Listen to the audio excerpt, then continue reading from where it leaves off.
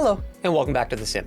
In this one, we're jumping into SPAD.neXt and the Stream Deck Plus. We're going to go through the basics of the Stream Deck Plus and how to set it up and get started. Plus, we've got a bit of a filler that you can download to kind of understand what it's doing, and we're going to go through all of that now. Heading over to our Panels tab, we will find our Stream Deck Plus. If you have it plugged in and it does not show up here, don't forget under Settings, under Devices, under Elgato devices, you have to enable Stream Deck support, and then you have to enable each device individually. So what's really good about Stream Decks is you can have some running under Stream Deck software and some running under SPAD by shutting them off here. You'll also notice you can set the default brightness, and you can set how long a held button is considered. So half a second, and now it is considered held. I have it set that my Stream Deck does not turn off the brightness when SPAD exits, but you can set that to on, so if SPAD exits, it darkens them. So one other feature that you can add in the settings for your Stream Deck is if you do have it orientated, where you've mounted it in a rotation, you can have it that SPAD rotates everything automatically for you. Heading back over to the page where the Stream Deck Plus is. So looking at our Stream Deck Plus, we do have our power events. So if you use virtual power, this is where you would attach the power events for turning it on or off. So usually you attach it to something like avionics or the master battery. Here you've got the setting for the display brightness, so that'll save with your profile. And then you have the 8 buttons along the top. So this signifies each of the 8 buttons. Then you have the main touch display, and this area signifies and represents it. And then you have the 4 knobs, and the knobs represent themselves. Now, what you will see is the knob in this display does not align with where on the physical unit in relation to the display. So on your right-hand side, under Device Settings, you can rename your device. You have settings for your profile. So do you want to ignore buttons? The reason for ignoring buttons is you could then share control inside of SPAD and the Stream Deck software, because SPAD will ignore certain buttons and allow those to come through. The only problem with this is you have to be careful with the touch, because the touch interaction is going to trigger in both places. So you would have to leave touch in Stream Deck only. Also under device settings, you have the summary. If you have the complete edition, which you need for Stream Decks anyway, this is actually how you can export documentation to PDF for the device. So that way you can see everything you've assigned or all devices inside of your profile. Then you've also got your activate, deactivate device. So this is so that you can disable a device within a profile. So that way, maybe you have certain devices that you don't even want being pulled in with different profiles. So that was a feature that had been added. And then of course you can remove the device from the profile, but the moment you remove device from profile, when you launch it again, it will show up inside of SPAD again. If you want to get rid of it, activate, deactivate, or go into settings and completely remove it. Now SPAD works on a page methodology. So here you can see we only have the default page. There always needs to be at least one page. And when you start up fresh, you have a default blank page. You can add pages. So I can add a page by clicking add. It's going to come up. I can now name the page, click OK, or I can hit cancel. You can rename your page. And when you have more pages, then you can reorder. And if you have more pages, you can remove a page. Remember, there must always be at least one page. If you copy a page, it'll copy it exactly how it is, and it's going to allow you to give it a new name. So every button or gauge display has what we call the default data. And so this is what it's going to load as a default, meaning anytime this page turns on, this is the base data that's going to show up. On top of that, you can add actions to change buttons and change text value based on changes in data. And we're going to cover that with variables in a little bit. But essentially in your base, what you've got is the ability to come in and add a background layer. So this could be transparent. You could make it a color background so that I have a color background.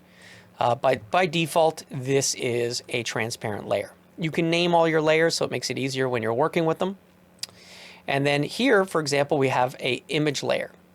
So you can add additional layers by clicking on the plus. So I can add an image layer, I can add a text layer, and you can duplicate a layer. So duplicate becomes very helpful when you start dropping buttons and you're basically wanting to copy and paste and then rename and slide them around. So duplicate can become very helpful. So with a image layer, we can name the layer, right? So image 1, and you can see over here on the left, it'll show up. You can set how it's supposed to size to the button, none, stretch, size, but maintain aspect ratio. So again, when you add something, it will automatically do that. So for the image, you click on the button,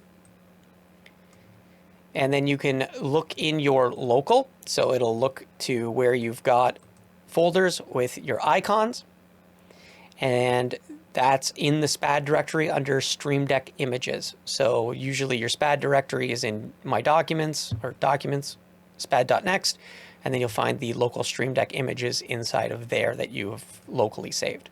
Then you can also come to the online section where there is a large swath of available images all over the place. So you would click on an image, you'd hit select, and now you have that image. So now we could position the image. So you can see if it wasn't exactly to size, or if you wanted to resize it, we could say 90 by 90, and now you would want to maybe place it somewhere kind of like that. So maybe it should have been 15 and 15. Sure. So you want it centered, but not taking up the whole screen. Distortion mode. So this allows you to rotate, shift it, and flip it. So if you wanted to change the orientation, and when you rotate it, you do have to basically come in and put in a value. So then you can rotate, you pick where the x-axis is and where the y-axis is. But again, you can also just use the shift and flips. So you could shift Y, you could flip Y, you can manipulate it. And then here, when you're using expressions, this allows you to track data. You can mark where you want it to manipulate that. So if you're building gauges with needles, you pretty much can control them how you like. With text, you have a similar type thing. You can assign text, how you want the center horizontal. You got your foreground color, you got a background color. So background color will fill in the boxed region. So kind of like a label background. You can set your font type, your font size, and your styles. So lots of flexibility in your text layers, and you can keep adding as many text and image layers as you would like to the base button. Then from there is where you would add an event to the button. So button pressed, so the moment it's pressed, it fires. Pressed short, pressed short and pressed are hard to use in conjunction with one another. It's all about what you're planning to use or how you want to use the button. But instead of having separate button modes like there used to be, this allows a little bit more flexibility. So press short is actually looking for the button up to take place in less than a quarter of a second. So if you press it and release it in less than a quarter second, it considers that a press short. A press long is 1 second. So I hold the button for 1 second, and once it's registered that the button has been held for 1 second, pressed long events are fired. Yes, pressed, press short, long, you can assign events to all of them, and they all will work. It's just you're going to have troubles where your pressed short and your pressed will both fire. And then pressed long, well, pressed will fire, and then pressed long will fire. Usually pressed and released and held are the ones that get used in conjunction with those. So released, so pressed, I might set a value like holding a button down. Released is when I'm releasing the button. And held is like, say, doing a trim event where I'm going to have a button pressed, send the trim instantly, and then button held is going to be the held and repeating function. So that's available as well. Under the special section is where you'll find the ability to change colors. And again, that could be text, it could be a background layer, it could be a font color. Anything to do with a color in any of those layers, you'll be able to change the color. Layer mode allows you to turn any layer on or off. So you could have an image and you're just toggling the image's visibility. You can change an image. So again, very helpful when we have images that show like an LED on and an image with the LED off. And then finally, you can change labels. So changing the label, this is also how we would attach text to a specific variable. Under system events is you're also going to find page activated, page deactivated. So you can have it that when you switch pages, you could have scripts or events that are going to run based on this specific page being activated or going away from this page. You could have that on profile load, the aircraft being changed, flight started, and you can also flag attention needed so that inside of the sim, it will flag attention needed. Main display is very much like the buttons above, only again, you have a much larger screen real estate that we're going to be setting all of these images and items to. Here you have tap and hold. So the touch screen does identify a tap, so like a short press, and a hold, a long press. You also can swipe up, swipe down, swipe left, and swipe right. So any of those swipes will also be able to be assigned events. And then under special, you have the same thing because of the display data. Finally, you've got your knobs, and of course, those have tuner counterclockwise, tuner clockwise, and because it has a button on it, button pressed, short, long, released, and held. So again, all of that data is available on the knobs. Let's take an example which can also be used as a basic page to build from. So here in our online snippets, we come down to Stream Deck Plus, we go to page, so I can import just a single page without replacing the entire device. So here I have this Stream Deck Plus base build template. And what we've done with this has just allowed us to give an example of interacting with the buttons, plus it gives you something to look at to reference. So here on all these buttons, what you'll notice is the button gauge had a base layer. So we had our background layer, which is transparent because we don't care because we're putting a base image. And so we put the base image, and I used flip to show that I wanted the gradient, darker at the top, gradient at the bottom in this case. It's also going to put the green light at the bottom when we toggle green lights. And you'll see that we set it to stretch because we actually set the size, and so it just fits anyway. Then we came to the title and we restricted the height. We made it a nice easy width. We centered, and this is button title. So BR title. And then we've got the button var text. So here on this button, we put some default text of 000 so we can see what it looks like. And we named this layer button var text. So that was the base data. So now what we've got is we wanted to change the label. So we're going to change the label. And this is going to, anytime, this local variable that we created, RB1 locvar. And so the purpose of this was just so you can actually play with this without even being connected to a sim. It's just a local variable. But as we change the data on this, anytime this data changes, it's going to change the label. So here is where you can pick which text label. And we wanted to change the var text. And we used an expression and we added the data and we went ahead and we used our local vars. So if I go to local, I go to session, I had all of these button vars that I created. So RB, I think I came up with that being real button because I had done the virtual touchscreen buttons as Bs first. So anytime it updates, that is what is going to be written to the text. We also wanted to change the image. So when that var is equal to 1, we wanted the Garmin on button. And when that var is equal to 0, we wanted the button off. So you can see this shows us that this is not enabled. Now, if we press this button for a short period of time, it is going to increment the var by 1. So here we go tapping it, and it's going to increment it. And of course, inside of it, we had set up to increment by 1, but we put limits of 0, 1 with rollover. And that way, we could just sit here and use it as a toggle to see how to change a button based on data and how to change a variable based on data.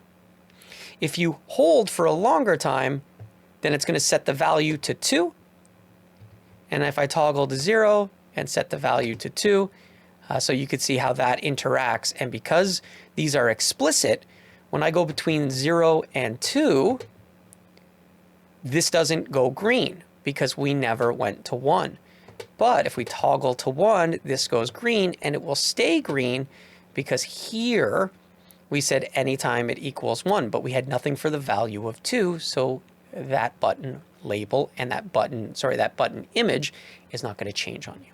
So we copied and pasted these and then changed the vars so that they are independent. So you can go through and you can touch each one of these buttons and you can independently control them. Down on the knobs, we went ahead and we tied the knobs into the display and its buttons. So each one of these is just incrementing and decrementing a local variable. And if I press it for a short time, it goes to 1. And of course, if I hold it for a long time, so long press, it's going to go to 2. So we've gone ahead and we set that up to control the button 1 var. This one's doing 3, so 1, 3, 5, 7. So there you go. You have something to interact with and get you started. Now, when we come to this page, this is where you see a lot of stuff. So here we went ahead and we set it up so that a tap and a hold will do things. So here, if I tap it, we're toggling 0 and 1. And if I hold it, it goes ahead and sets a value of 2. We've got changing of images set. So anytime it is equal to 1, it will change it to do the Garmin button on, and it will change it to a 0. So then we copied and pasted all of this element again and did it for each one of these buttons. So here you're going to see that we're changing the variable based on the B1 local var. So again, if I wanted this to be heading, well, I'd change the label to heading, autopilot heading, and I'd have this as autopilot heading also. One of the cool new features that was added is the ability to pick where the touch is taking place. So I have to touch on this button for it to work. And it used to be that you'd use an axis offset, so you'd have to know the value of the X and the Y of where you're touching. You can still do that. However, what was a lot nicer is this new event layer was added. So now when event layer equals, you can pick from a list. So all of your image layers, it can be the basis for the bounding box of controlling where it thinks the touch is supposed to be taking place. So here you could see layer 4 because the next button is layer 4. And then you got layer 7 because button 3 is layer 7.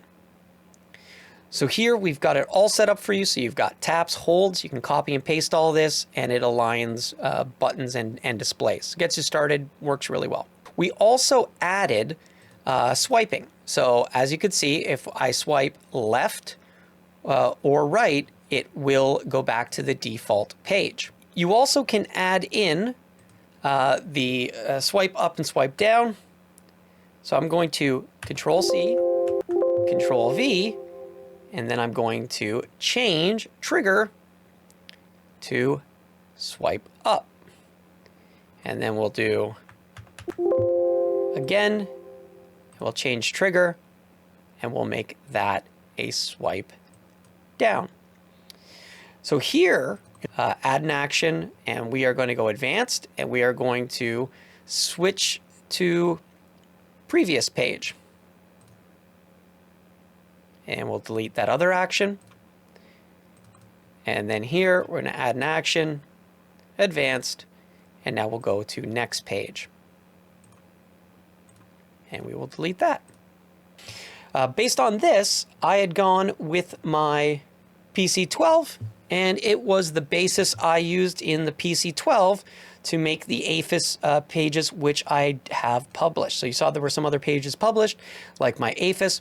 And so now I've got the PC-12 APHIS, where I can control things like the decision height. I can control everything that was in each of the APHISes. And then when we swipe, so again, we have our swipe right and our swipe left. So then we go to APHIS 2, then we go to the environmental page, which is also published. And then I copied and pasted it again and have started working on a autopilot page. I think this is a good time to cut it. I think it gives the explanation of what you can do with the Stream Deck Plus, and it gives you something to download to play with and get your feet wet if you haven't already started with them. If you made it this far, please go ahead and hit that like button, subscribe if you haven't, and come along with us next time. As always, thanks for watching. Have a great day.